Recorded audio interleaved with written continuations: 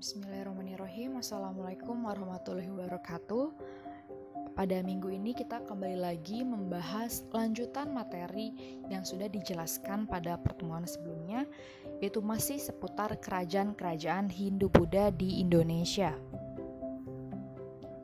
Oke, pembahasan kerajaan yang pertama di sini ada Kerajaan Mataram kuno. Seperti yang ada pada peta, ini adalah peta Pulau Jawa dan lokasi tepatnya dari Kerajaan Mataram kuno itu diperkirakan berada di pedalaman Jawa Tengah. Oke, berkembang sekitar abad ke-8. Kemudian lokasi yang di pedalaman ini dialiri oleh banyak sungai. Ada Sungai Progo, Sungai Bogowonto, dan Sungai Bengawan Solo. Pusat pemerintahan Kerajaan Mataram kuno sendiri disebut sebagai Bumi Mataram. Kerajaan Mataram kuno juga disebut sebagai Kerajaan Mendang periode Jawa Tengah. Kemudian juga penyebutan Mataram kuno ini digunakan untuk membedakan dengan nantinya saat periode Kerajaan Mataram Islam. Dinasti. Oke, untuk Kerajaan Mataram kuno di sini ada yang namanya dinasti atau wangsa ya. Jadi penyebutan dinasti ini sebenarnya memang untuk keturunan, dimana jika ada seorang raja kan pasti mengupayakan untuk melanggengkan kekuasaannya tuh, sehingga bisa terciptakan sebuah dinasti atau kekuasaan secara turun-temurun oleh silsilah keluarganya yang bisa bertahan hingga ratusan tahun. Dan ini dimiliki oleh Kerajaan Mataram kuno.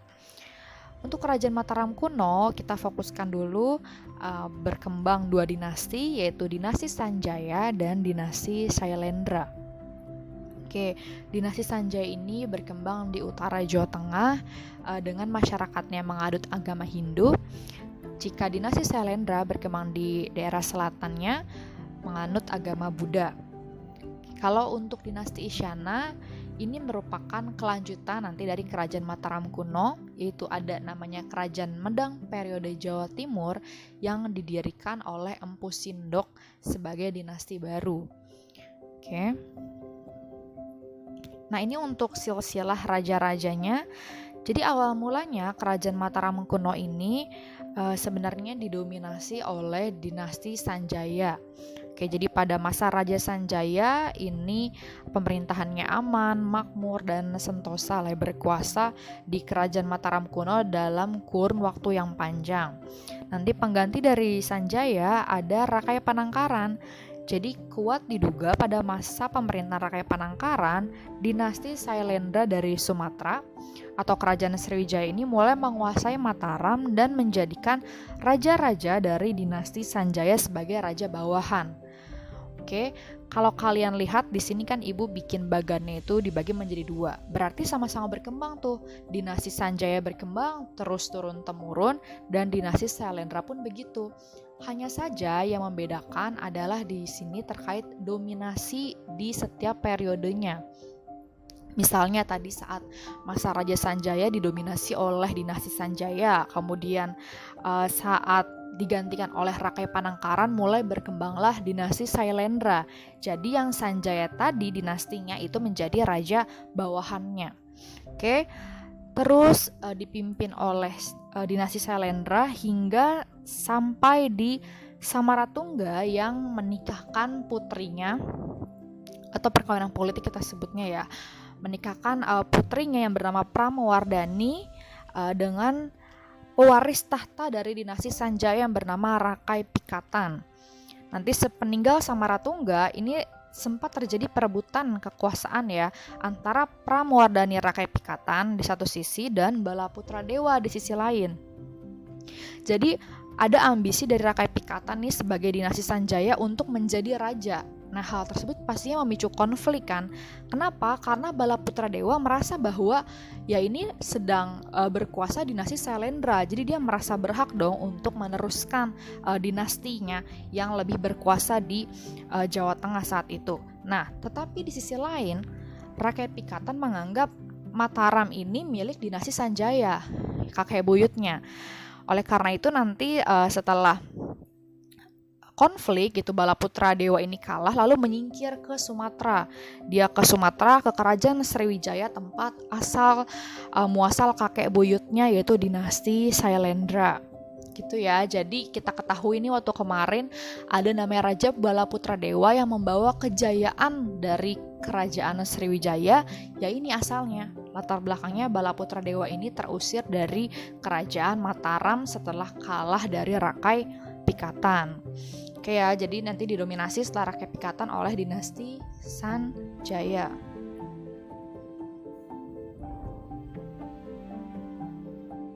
Ini untuk kehidupan kerajaan Mataram kuno, bisa kalian lihat ekonominya ini selain di bidang pertanian, kemudian dibangun juga pusat perdagangan di aliran Sungai Bengawan Solo.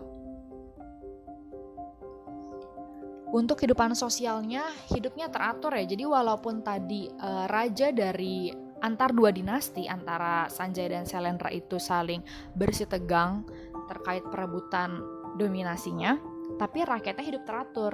Di sini kita bisa lihat bahwa memang mereka hidup berdampingan walaupun berbeda agama, yaitu agama Hindu dan agama Buddha. Oke, itu nyambung ke kehidupan agamanya, toleransi umat beragama tinggi. Kehidupan politiknya tadi menjalin kerjasama dengan kerajaan-kerajaan lain. Oke ya. Nah ini pada pertengahan abad ke-8, ya kan tadi memang dikuasai oleh dinasti Sailendra ya. Pada masa Samaratungga tepatnya itu dibangun Candi Borobudur yang masih bisa kita lihat sekarang. Itu selesai dibangunnya pada awal abad ke-9, jadi hampir 1 abad. Letaknya ya pastinya di Borobudur, Magelang, Jawa Tengah, Indonesia. Oke. Nanti nggak mau kalah nih dengan adanya Candi Borobudur pada masa Rakai Pikatan kan kembali dikuasai oleh dinasti Sanjaya ya. Di sini membangun juga Candi Prambanan atau Candi Roro Jonggrang yang bahkan menjadi kompleks candi Hindu terbesar di Indonesia pada abad ke-9 Masehi. Dibangun oleh Rakai Pikatan, sebagai tandingan dari Candi Borobudur dan Candi Sewu. Oke. Nah ini untuk kerajaan Medang Kamulan atau kerajaan lanjutan dari kerajaan Mataram, di mana berdiri pada abad ke-10 dan pusat pemerintahannya dipindahkan oleh Empu Sindok ke Jawa Timur. Kenapa? Karena saat itu disebabkan oleh letusan Gunung Merapi gitu. Faktor lainnya katanya adanya konflik perebutan tahta dalam istana sehingga dipindahkan. Oke, dan di sini dialiri Sungai Brantas. Empu Sindok memang pendiri dinasti baru atau dinasti Isyana ini, tetapi raja yang terkenal adalah Raja Erlangga karena berhasil memperluas kekuasaan wilayah sekitarnya hingga tunduk kepada Erlangga. Pada masa pemerintahannya, karya sastra juga berkembang, ada kitab Arjuna Wiwaha ditulis oleh Empu Kanwa, dan untuk menghindarkan konflik antara dua putranya dibagi menjadi 2 kerajaan, yaitu Kerajaan Jenggala kepada Mapanji Garasakan dan Kerajaan Panjalu atau Kediri kepada Sri Samarawijaya. Nah, walaupun sudah dibagi tetapi tidak menutup kemungkinan untuk sebuah konflik ya.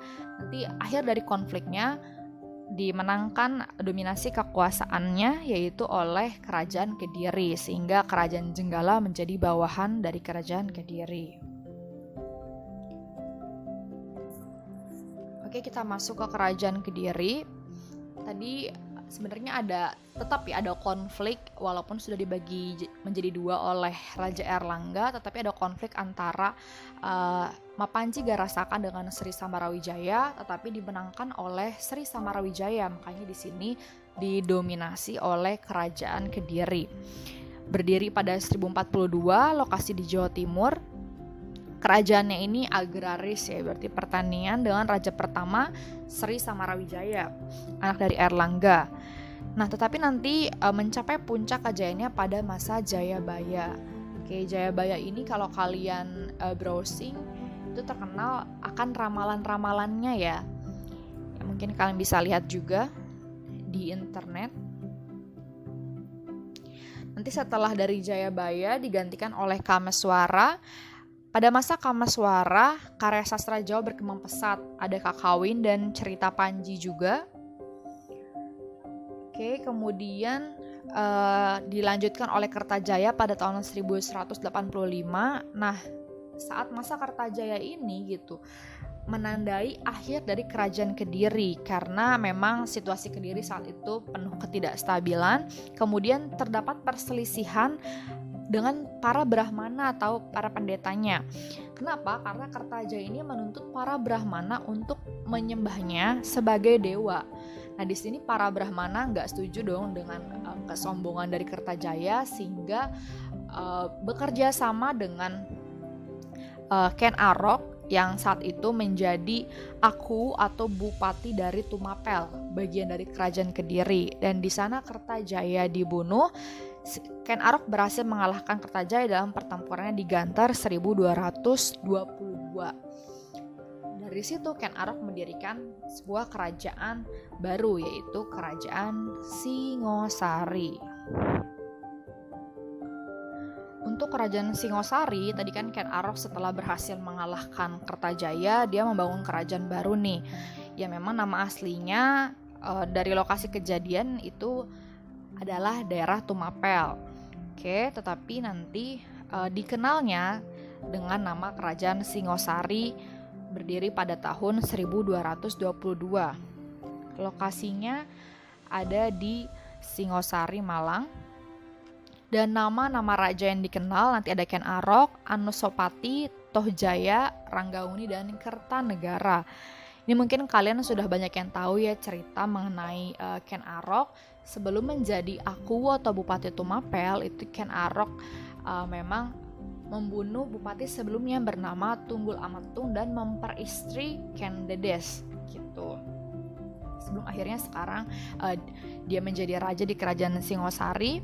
Dan memang setelah Ken Arok itu berkuasa gitu, ke bawahnya turun-temurun itu memang terjadi pertikaian politik saling bunuh-membunuh antar keluarga kerajaan. Ya, kalian bisa baca lebih lengkapnya dari buku ataupun dari internet.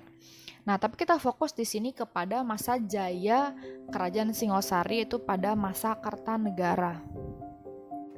Nah, apa saja dilakukan oleh Raja Kertanegara hingga membuat Kerajaan Singosari mencapai puncak kejayaannya? Yang pertama, memiliki armada laut yang kuat. Nah, ini mendukung visi politiknya, yaitu Cakrawala Mandala Dwipantara, ingin memperluas wilayah hingga ke seluruh Nusantara atau Asia Tenggara, di mana nanti memang banyak mengirimkan utusan atau ekspedisi ke kerajaan-kerajaan di luar Jawa. Disebutnya sebagai politik Cakrawala Mandala. Oke, yang kedua, memiliki sikap yang tegas terhadap pejabat tinggi yang menentang kebijakan politiknya. Salah satunya adalah pejabat yang bernama Arya Wiraraja, di mana nanti Arya Wiraraja gitu langsung diturunkan menjadi Bupati Sumenep. Oke, yang ketiga, selain tadi memang ingin menguasai seluruh Nusantara lewat ekspedisi yang dilakukan atau ekspedisi militer. Nah, ternyata nggak hanya ekspedisi militer aja gitu. Di sini Kertanegara juga melakukan ekspedisi berupa jalinan persahabatan.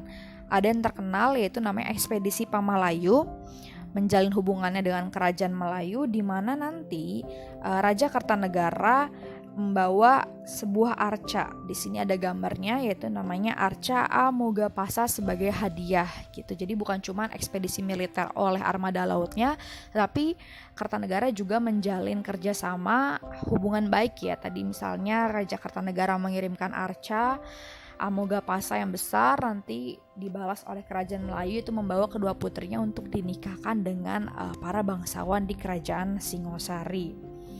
Nah, untuk kemunduran dari Kerajaan Singosari di sini karena adanya serangan Jayakatwang. Siapa sih Jayakatwang? Ternyata Jayakatwang ini adalah keturunan Kertajaya, Raja Kerajaan Kediri. Nyambung ya. Tadi kita tahu bahwa berdirinya Kerajaan Singosari oleh Ken Arok karena berhasil memenangkan pertempuran Gantar melawan Kertajaya. Nah, ternyata ada keturunan Kertajaya nih yang bernama Jayakatwang. Katwang gitu. Nah, Jaya Katwang di sini membunuh Raja Kertanegara sebenarnya selain memang balas dendam karena Raja Kertajaya itu yang merupakan buyutnya itu dibunuh oleh Ken Arok, di sini juga atas saran dari Arya Wiraraja, Bupati Sumenep tadi yang merasa sakit hati karena disingkirkan oleh Raja Kertanegara. Oke, sekian mungkin untuk penjelasan hari ini. Terima kasih yang sudah menyimak sampai akhir. Kurang lebihnya mohon maaf. Wassalamualaikum warahmatullahi wabarakatuh.